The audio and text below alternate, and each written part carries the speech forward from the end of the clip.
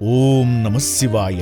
సొంతవారంటూ ఎవరూ లేక అనాథలుగా మారి ఆకలి దప్పులతో జీవిస్తున్న 500 మంది అనాథలకు పునర్జన్మనిచ్చిన చౌటుప్పల్లోని అమ్మానాన్న అనాథ ఆశ్రమాన్ని ఒక్కసారి సందర్శించండి.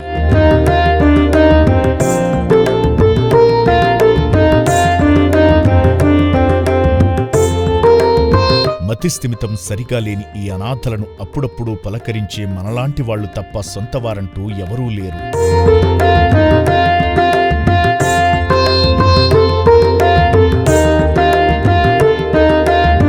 మూడు పూటలా 1500 మందికి అన్నదానం చెయ్యాలంటే ఎంత కష్టమో తెలియంది కాదు.